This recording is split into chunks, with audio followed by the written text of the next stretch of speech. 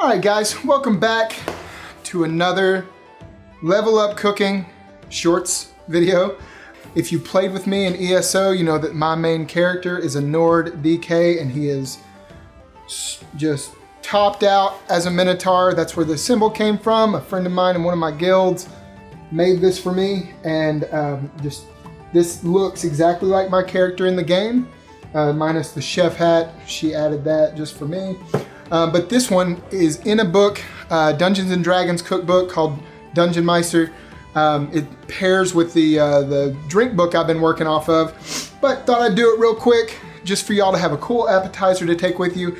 In some parts of the world it's called Cowboy Caviar, but this is going to be the Minotaur Caviar portion of it. Just the name that we're going to give it just for our flair.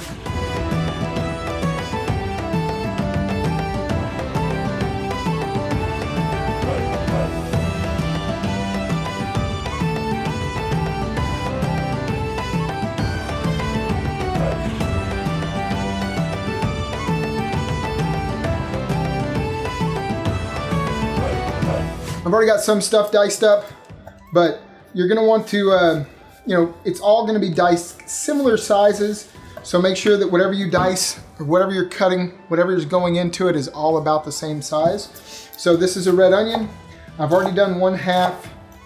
I doubled the recipe in the book just to make it a little bit more. It calls for 1/2 of an onion. I went ahead and did an entire onion. That is gonna go into our bowl with some of the items already in there, just to kind of get ahead of everything here. Then we've got Roma tomatoes. The recipe called for 2. I'm doing about 3. Already in the bowl, we have some corn. I just went out and got a can of corn, a can of black beans, and rinsed them off really good. When you go to the store, you're going to see that some of them are seasoned, some of them are unseasoned. I always just do unseasoned. I can always add seasoning. You can't always take it away. But there is what it's packed in, like corn, and the black beans are always packed in some kind of juice. Just go ahead and pour it into a colander, get it rinsed off, get rid of that so that you can add your own flavors. There's no flavors already in there. On this Roma tomato that I'm cutting, I've taken out the inner part. So the reason for that is there's a lot of moisture in there, and I'm pulling that part out so that the moisture that's in the actual final product is also controlled by us. You don't want that acidic tomato flavor kind of pushing everything else out. Once you see the rest of the ingredients, you'll understand why I did that, because it'll just kind of water down everything else. So you're just going to take kind of the meat of the tomato and leave all the seeds and kind of the juice out. Get that into the bowl here. We've got an avocado. I've already done one. Now these are a little underripe, but that's not a bad thing. The reason why is you want it to stand up in there.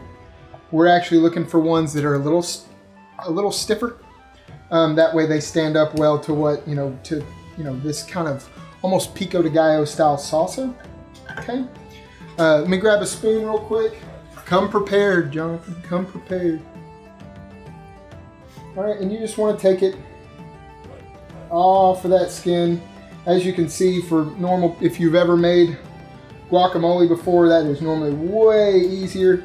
But this one I specifically got a little underripe, and it's definitely going to stand up to all the acidity that's going to be in that bowl with it. We've got lime juice that's going to go in there. We also have some kind of like an Italian dressing. Actually, not kind of an Italian dressing. It is an Italian dressing. It's one of the cool things about some of these recipes that I'm going to be doing, especially from this cookbook, is that they're really simplistic, and you can just go to the store and get most of the items. Not a lot of cooking. This is literally, the only item that you're going to be cooking, if you want to, is the tortilla chips. Got them all kind of in the same size. Just going to run our knife through. Be very careful when you're using knives, friends. I've got more than my fair share of cuts, and they're not fun. Okay? Get all that nice avocado into our bowl. And then we have we're going to do 1 medium-sized lime here. Before you if you're dealing with the juice of a lime, always roll it put a good amount of pressure on there. Roll it, roll it, roll it. What that's gonna do is loosen up everything in there, loosen all that juice up, and it's gonna make it easier for you whenever you go to squeeze all the juice out. I'm just gonna use my spoon that I had and get all that nice juice out of that lime. Don't worry, I'm not just throwing stuff off to the side here. I got a little kind of trash bowl next to me. Get the rest of that in there. Okay. I just have a towel ready. Okay, and so this is these are 3 different types of tortillas. You got white corn, yellow corn, and flour. It's just your preference. If you're gonna use the yellow corn or the white corn tortilla, it's a good idea. Basically all I did was cut them into tortilla shapes, or tortilla chip shapes, sorry. The yellow and the white corn tortillas, you're gonna wanna put in the oven for a little bit and dry out. They're better off when they're really dry, whenever you're frying them. So I already cut some up and put them in the oven to dry out. The same is true about the tortilla. I just like a softer tortilla for flour tortillas if I'm gonna use them. So we'll set these off to the side, cut them for later. As far as our cowboy caviar, Minotaur Caviar, messing up my own namesake here. I've got, see, the corn, the black beans, the tomatoes, red onions, the avocados. So I've got that mixed up. I'm gonna add my garlic using my handy dandy Khaleesi spatula here. I'm gonna add in some cilantro. Now on the cilantro, what I went and got, they've got some dry cilantro. You can use that, but it's more prone towards like soups and things. This is kind of like a mix between the two. It's not a fresh cilantro, but it's not a dry cilantro. It's lightly dried, so it's already been chopped. It's real easy to use. I specifically did that. You can get your own and chop your own. Definitely the best for whenever it comes to freshness, but this one's nice just if you're trying to do something quick, easy, and maybe do it the night before so you don't have to worry about it turning brown.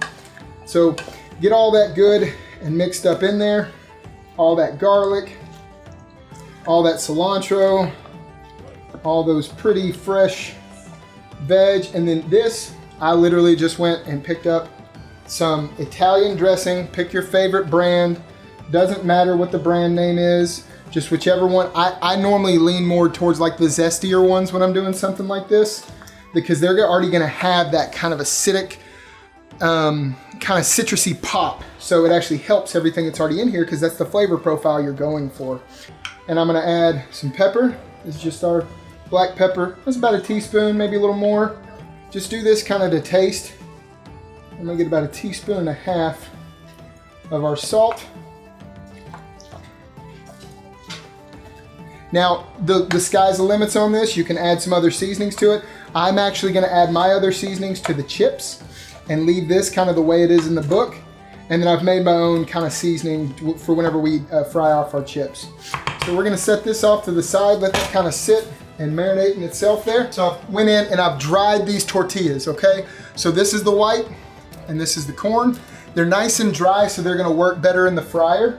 I'm gonna set this one right here. Close my oven and turn that off because I'll be honest with you, it is hot in here. And I'm gonna grab some of our flour tortillas. I'm gonna show you those first. Be real careful about putting too many in at a time. I've got a very shallow but very open area to fry in. It's the widest pan that I have. So with the flour, you don't necessarily have to dry them out. You can, it'll make for a crisper chip, but for me, I like the little bit of chewier chip for whenever I do flour tortilla chips.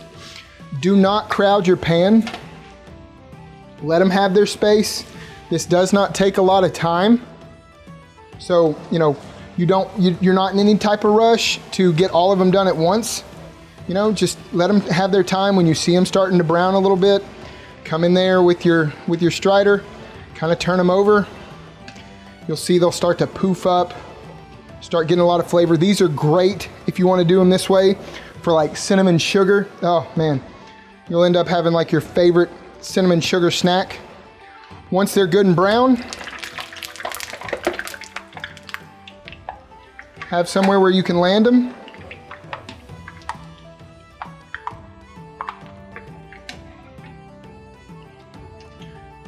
And that's the kind of color that you want on your flour tortillas, you know, because you're gonna get a really nice crunch out of those. And then when it comes to these guys, they're both gonna cook the same way now that they're dry.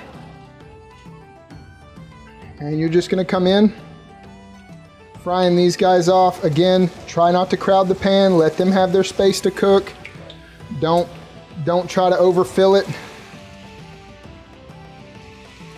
Just if you see a hole, put one in the hole and that's it. You see them start to brown, come in, start to stir them a little bit. Be very careful. Obviously frying oil is hot and no one wants me to have a message saying, oh, Mr. J, I burned myself doing your chip recipe. If you're concerned about that, buy them. Buy the chips. No one's gonna be upset with you. It's more about the cowboy caviar than it is about the chips, okay? So once you get them nice and crispy, you take them off to the side. I like to have that crunch, so you're gonna see that mine are a little darker.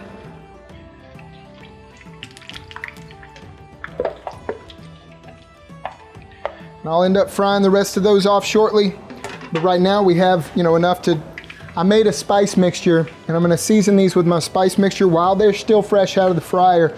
It's got some cumin, some chili powder. Really, it's more of like a taco seasoning. So if you go to the store and you don't wanna make it yourself, grab a taco seasoning. It's got oregano, it's got salt, it's got pepper, all those things just to give it a really cool flavor. And again, we're not gonna mess with the cowboy caviar flavor. And then now we're gonna try it with the or the Minotaur Caviar. I've gotta get that right. All right, so we're pulling the rest of these out. These I've fried a little bit lighter just so that you can see. Again, it's all in all your temperature of your oil. You know, mine's at about a medium low. You know, and again, it's about not overcrowding that pan, giving them their space to move around and get fried properly. I'll season those off as well. Okay. So these are going to be nice and crunchy. They have a little bit of a chew because of the flour, and then these are good and crispy. And depending on how big your party is, you can follow the recipe. It'll be about half of this bowl. But just a really cool way to kind of jazz up a get together and to give somebody something a little different other than just bringing in like a chips and salsa plate.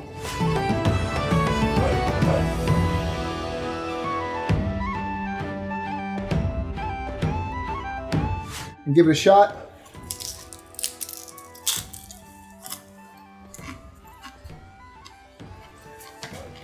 Wasn't wrong about the crunch. And I definitely like the seasoning on top of the chips. So again, that's just a simple kind of like taco seasoning. You can even look up one online if you want to. If you want the one that I did, hey, send me a message. I'll definitely hit you up with it. Again, just a fun dish and another way for you to show off your skills in the kitchen as you continue to level up.